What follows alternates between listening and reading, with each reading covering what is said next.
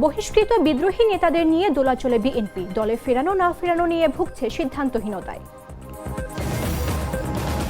Time ম্যাগাজিনের প্রভাবশালী ১০০ ব্যক্তির তালিকায় তারেক রহমান, আছেন নেপালের প্রধানমন্ত্রী বালেন্দ্র শাহ। আন্তর্জাতিক কূটনীতিতে ব্যস্ত বাংলাদেশ, ৩ দেশ সফরে পররাষ্ট্রমন্ত্রী খলিলুর রহমান। চ্যাম্পিয়ন্স লিগে পুনরায় আলোচনা শুরুর বিষয়ে যুক্তরাষ্ট্রের বার্তা নিয়ে ইরানের পাকিস্তানি সেনাপ্রধান আসিম মনির। এবং চ্যাম্পিয়ন্স লিগের ৭ গোলের থ্রিলারে রিয়ালকে বিদায় করে সেমিতে বায়ার্ন।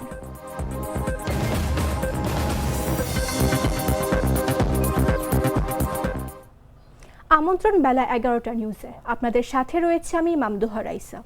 ক্যান্টিন কররা কফি, কঠিন স্বাদে হাইকে বলো বাই। ত্রয়োদশ জাতীয় সংসদ নির্বাচনের পর বাংলাদেশ জাতীয়তাবাদী দলের ভেতরে তৈরি হয়েছে তীব্র টানাপোড়েন।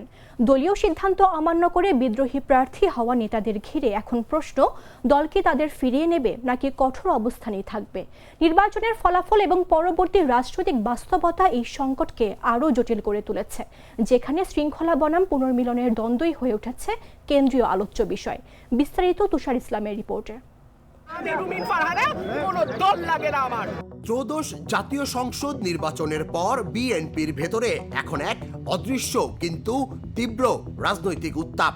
দলীয় সিদ্ধান্ত অমান্য করে যারা বিদ্রোহী প্রার্থী হয়েছিলেন তাদের ভবিষ্যৎ এখন ঝুলে আছে অনিশ্চয়তার দোলাচলে। সরকার গঠনের পরও দল কি তাদের গ্রহণ করবে নাকি শাস্তির কঠোর অবস্থানেই থাকবে? এই প্রশ্ন ঘুরপাক খাচ্ছে রাজনৈতিক অঙ্গনে। নির্বাচনের আগে মনোনয়ন বঞ্চনা ও সাংগঠনিক দ্বন্দ্বের জেরে দেশের বিভিন্ন আসনে শতাধিক নেতা বিদ্রোহের পথে হাঁটেন। এর জেরে অন্তত ৫৯ জনকে বহিষ্কার করে বিএনপি, যা পরে আরও বিস্তৃত হয়। বিভাগ ভিত্তিক এই তালিকায় রংপুর, রাজশাহী, ঢাকা, চট্টগ্রাম সহ প্রায় সব অঞ্চলেই দেখা গেছে ভাঙনের চিত্র। তবে নির্বাচন পরবর্তী বাস্তবতা বদলে গেছে নাটকীয়ভাবে। ৭ জন বিদ্রোহী প্রার্থী স্বতন্ত্রভাবে জয়ী হয়ে সংসদে পৌঁছেছেন। তাদের কেউ কেউ ইতোমধ্যেই জোট গঠনের ইঙ্গিত দিয়ে স্বতন্ত্র বিরোধী অবস্থানের কথা জানান। অন্যদিকে পরাজিত অনেক নেতা ধীরে ধীরে ফেরার চেষ্টা করছেন কেন্দ্রীয় নেতাদের সঙ্গে যোগাযোগ বাড়িয়ে। আমি কোন নেতার প্রার্থী না, আমি কোন নেতা পালি না। দলের ভেতরে শুরু হয়েছে আরেক ধরনের হিসাব নিকাশ। একাংশ বলছে বিদ্রোহীদের ফিরিয়ে আনলে সাংগঠনিক শৃঙ্খলা দুর্বল হয়ে পড়বে। অন্যদিকে আরেক অংশ মনে করছে বাস্তব রাজনীতিতে বড় দল হিসেবে বিএনপিকে পুনর্মিলনের পথও খোলা রাখতে হবে। শীর্ষ পর্যায়ের একাধিক নেতা ইঙ্গিত দিয়েছেন বিষয়টি এখনো চূড়ান্ত নয়, সব সিদ্ধান্ত আসবে রাজনৈতিক মূল্যায়ন ও সাংগঠনিক পর্যালোচনার পর। এমনই অবস্থান দলীয় নীতি নির্ধারকদের। ফলে প্রশ্ন একটাই, বিদ্রোহ কি চূড়ান্ত বিচ্ছেদ নাকি অপেক্ষা করছে রাজনৈতিক পুনর্মিলনের নতুন অধ্যায়? তুষার ইসলাম, জাগো নিউজ। ২০২৬ সালের প্রভাবশালী ১০০ ব্যক্তির তালিকা প্রকাশ করেছে টাইম ম্যাগাজিন। এ তালিকায় বিশ্ব নেতা ও নীতি নির্ধারকদের মধ্যে স্থান পেয়েছে বাংলাদেশের প্রধানমন্ত্রী ও বিএনপি চেয়ারম্যান তারেক রহমান।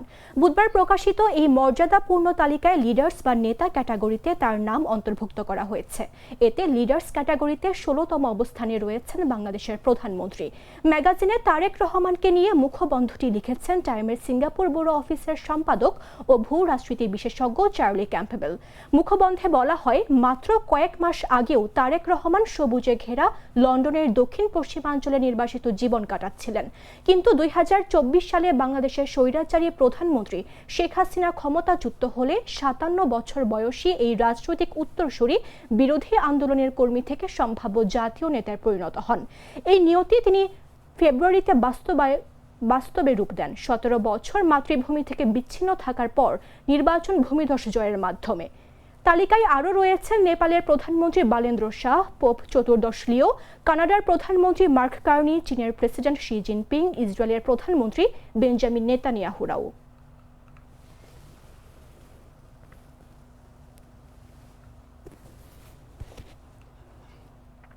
৩ দেশ সফরে যাচ্ছেন পররাষ্ট্রমন্ত্রী ডক্টর খলিলুর রহমান।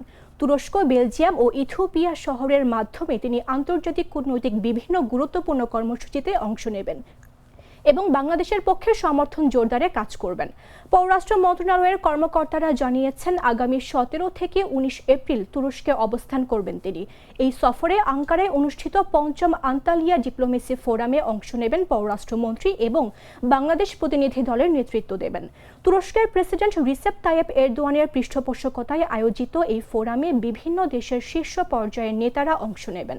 সফরকালে তুরস্কের পররাষ্ট্রমন্ত্রী হাকান ফিদানের সঙ্গে তার বৈঠকের সম্ভাবনা রয়েছে। পাশাপাশি অন্যান্য দেশের মন্ত্রী ও প্রতিনিধিদের সঙ্গেও মত বিনিময়ের সুযোগ তৈরি হবে।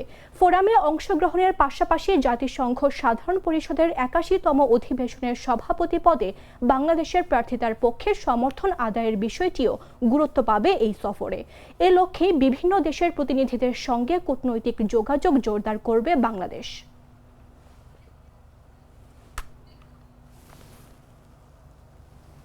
গ্লিটারের টুইন লেমন ও অ্যান্টিব্যাকটেরিয়াল ফর্মুলা বাসনকে চকচকে জীবাণুমুক্ত করে আমাদের দেয় গ্লিটার গ্যারান্টি। দেশের কয়েকটি অঞ্চলে দুপুরের মধ্যে ৮০ কিলোমিটার বেগে ঝড়ো হাওয়া বয়ে যেতে পারে বলে জানিয়েছে আবহাওয়া অফিস। একই সঙ্গে বৃষ্টি বা বজ্রসহ বৃষ্টিও আশঙ্কা রয়েছে। বৃহস্পতিবার দুপুর ১টা পর্যন্ত দেশের অভ্যন্তরীণ নদী বন্দরগুলোর জন্য আবহাওয়া অধিদপ্তরের দেয়া সতর্কবার্তায় এ তথ্য জানানো হয়। বার্তায় বলা হয়, রংপুর, ময়মনসিংহ, কুমিল্লা ও সিলেট অঞ্চলগুলোর ওপর দিয়ে পশ্চিম অথবা উত্তর পশ্চিম দিক থেকে ঘন্টায় ৬০ থেকে ৮০ কিলোমিটার বেগে অস্থায়ীভাবে ঝড়ো হাওয়া বয়ে যেতে পারে। এ সময় বৃষ্টি অথবা বজ্রসহ বৃষ্টির শঙ্কা রয়েছে।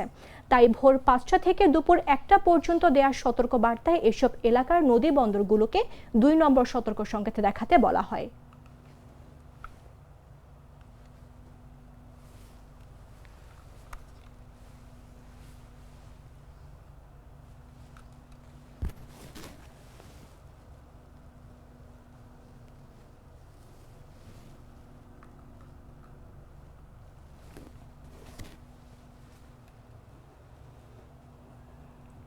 শত বছরের পুরনো রেলওয়ে আবাসিক কোয়ার্টার একসময় ছিল কর্মকর্তা কর্মচারীদের বসবাসের ঠিকানা, কিন্তু আজ সেই ইতিহাসের শহরই যেন পরিণত হয়েছে ভুতুরে নগরীতে।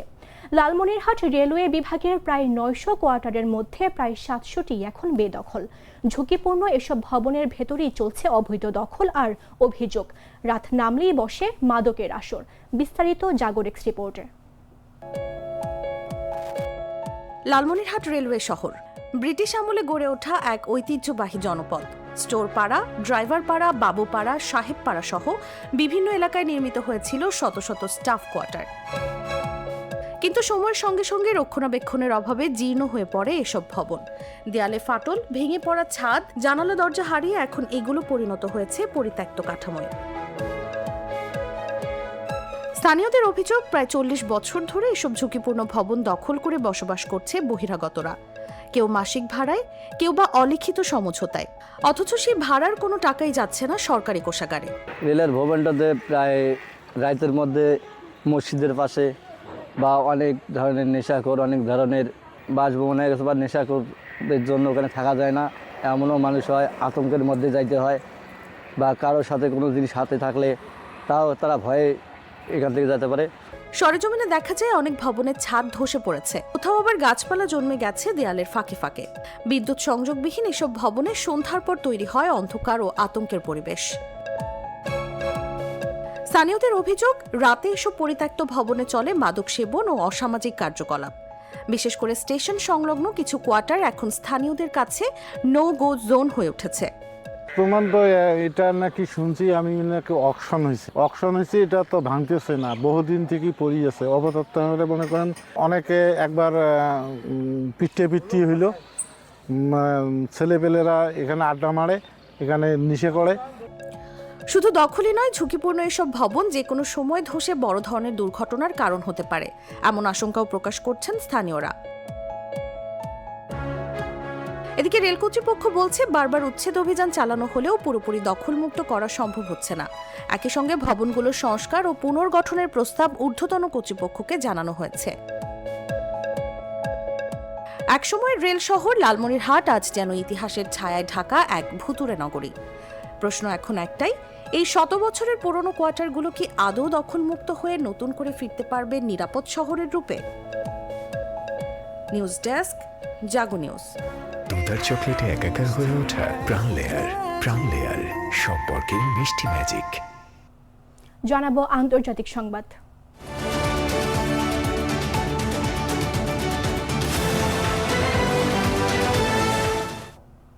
ইরান ও যুক্তরাষ্ট্রের মধ্যে পুনরায় আলোচনা শুরুর বিষয়ে উচ্চ পর্যায়ের বৈঠকে অংশ নিতে ইরানে পৌঁছেছেন পাকিস্তান সেনা প্রধান ফিল্ড মার্শাল আসিম মনির। তার এই সফরের বিষয়টি আল জাজিরাকে নিশ্চিত করেছে ইরানি সূত্রগুলো। ইরানের পররাষ্ট্রমন্ত্রী আব্বাস আরাকচি পাকিস্তানি সেনা প্রধানের নেতৃত্বে একটি উচ্চ পর্যায়ের প্রতিনিধি দলকে স্বাগত জানিয়েছেন। এর আগে ইরানের রাষ্ট্রীয় টেলিভিশন জানিয়েছিল এই উচ্চ পর্যায়ের পাকিস্তানি প্রতিনিধি দলটি ওয়াশিংটন থেকে একটি নতুন বার্তা নিয়ে আসবে ও একই সঙ্গে আলোচনা পুনরায় শুরুর উপযুক্ত সময় নির্ধারণ ও যুদ্ধবিরতি সংশ্লিষ্ট কিছু অমীমাংসিত বিষয়ে আলোচনার কথা রয়েছে। ইরানের পক্ষ থেকে বলা হচ্ছে, লেবাননে যুদ্ধবিরতির শর্তগুলো পুরোপুরি বাস্তবায়িত হয়নি। এছাড়া ইরানের জব্দ করা সম্পদ ছেড়ে দেওয়ার বিষয়টি তেহরানের কাছে অন্যতম গুরুত্বপূর্ণ দাবি। দ্বিতীয় দফার আলোচনায় বসার ক্ষেত্রে এই বিষয়গুলোর সমাধান ইরানিদের কাছে অত্যন্ত জরুরি ও গুরুত্বপূর্ণ।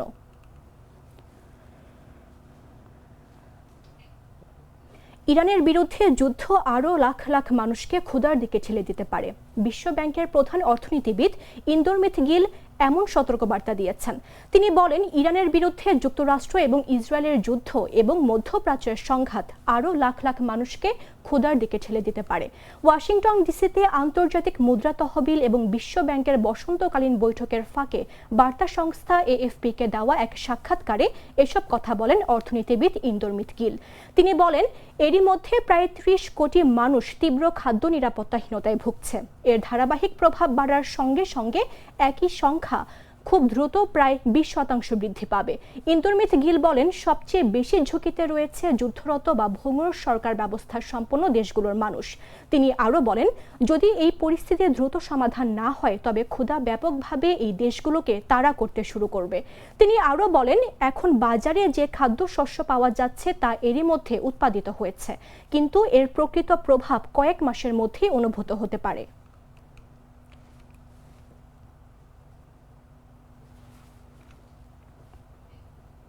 দক্ষিণ তুরস্কের একটি স্কুলে বন্দুক হামলার ঘটনায় অন্তত ৮ শিক্ষার্থী এবং ১ শিক্ষক নিহত হয়েছেন। ওই হামলার আরও বেশ কয়েকজন আহত হয়েছেন বলে জানিয়েছে দেশটির স্বরাষ্ট্রমন্ত্রী মুস্তফা চিপসি। কাহরামানমারাস এলাকার আইসের চালিক মাধ্যমিক বিদ্যালয়ে ওই হামলার ঘটনা ঘটেছে। চিপসি জানান, সেখানে আরও ১৩ জন আহত হয়েছেন, যাদের মধ্যে ৬ জনের অবস্থা গুরুতর। কর্মকর্তারা জানিয়েছেন, এই ঘটনায় ১৪ বছর বয়সী এক হামলাকারীও নিহত হয়েছে। দেশের দক্ষিণের আরেকটি উচ্চ বিদ্যালয়ে এক প্রাক্তন শিক্ষার্থীর গুলিবর্ষণের ঘটনায় ১৬ জন আহত হওয়ার একদিন পরেই এই ঘটনা ঘটল। ওই শিক্ষার্থী হামলা চালানোর পর আত্মহত্যা করেছিল। এদিকে বুধবারের হামলার উদ্দেশ্য এখনও জানা যায়নি এবং এই ঘটনায় তদন্ত শুরু হয়েছে। তুর্কি গণমাধ্যম জানিয়েছে, ধারণা করা হচ্ছে হামলাকারী একজন শিক্ষার্থী। সে ২টি শ্রেণীকক্ষে প্রবেশ করেছিল এবং তার কাছে ৫টি বন্দুক ও ৭টি ম্যাগাজিন ছিল।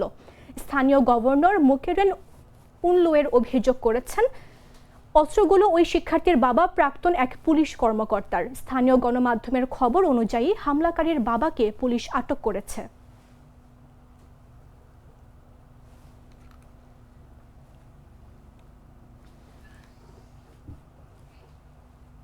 সংবাদ শেষ করব খেলার খবর জানিয়ে।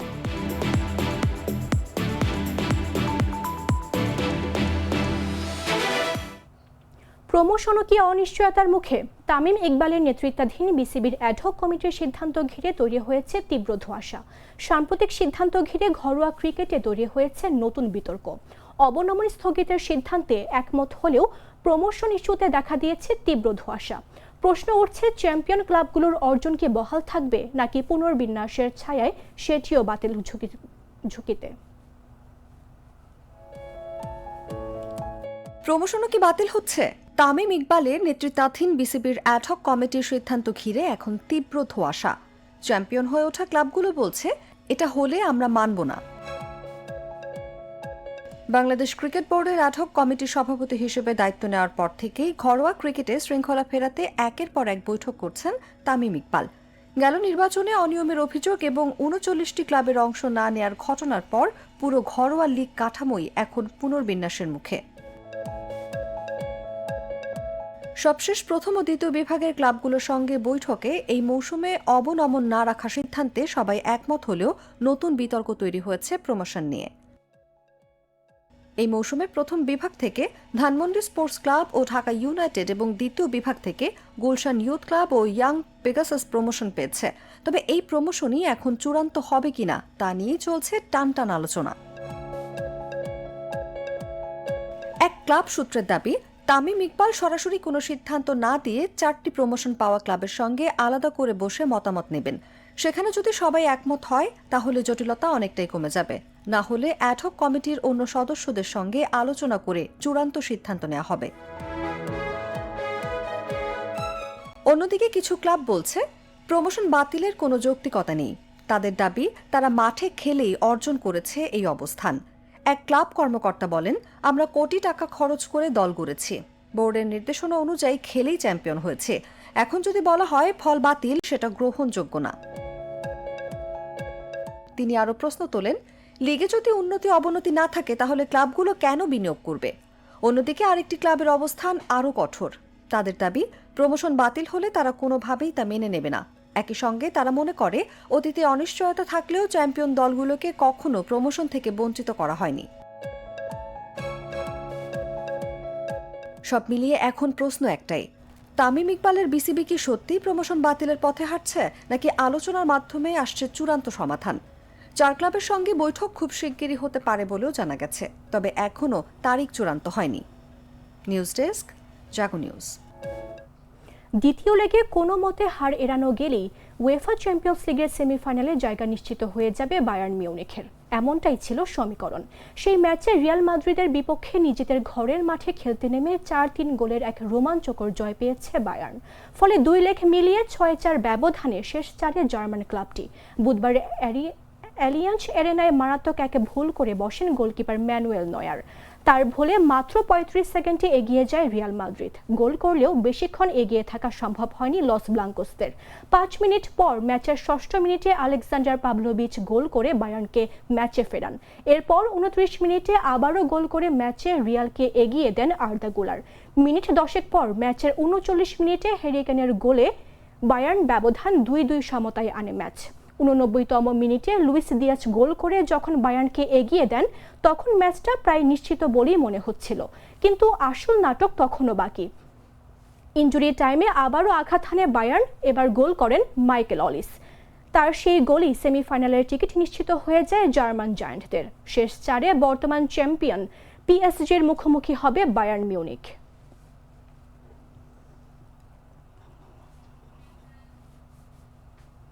সংবাদ শেষ করার পূর্বে শিরোনামগুলো জানিয়ে দিচ্ছে আরও একবার। বহিষ্কৃত বিদ্রোহী নেতাদের নিয়ে দোলাচলে বিএনপি, দলে ফেরানো না ফেরানো নিয়ে ভুগছে সিদ্ধান্তহীনতায়। টাইম ম্যাগাজিনের প্রভাবশালী 100 ব্যক্তির তালিকায় তারেক রহমান, আছেন নেপালের প্রধানমন্ত্রী বালেন্দ্র শাহ। আন্তর্জাতিক কূটনীতিতে ব্যস্ত বাংলাদেশ, 3 দেশ সফরে পররাষ্ট্রমন্ত্রী খলিলুর রহমান। পুনরায় আলোচনার শুরুর বিষয়ে যুক্তরাষ্ট্রের বার্তা নিয়ে ইরানের পাকিস্তানি সেনাপ্রধান আসিম মনির। এবং চ্যাম্পিয়ন্স লিগে 7 গোলের থ্রিলারে রিয়ালকে বিদায় করে সেমিতে বায়ার্ন।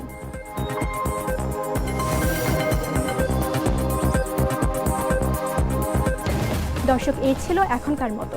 প্রতি মুহূর্তে সর্বশেষ খবর জানতে ভিজিট করুন jagonews24.com। ফলো করুন আমাদের ভেরিফাইড ফেসবুক পেজ এবং সাবস্ক্রাইব করুন জাগো নিউজের ইউটিউব চ্যানেল। ধন্যবাদ সবাইকে।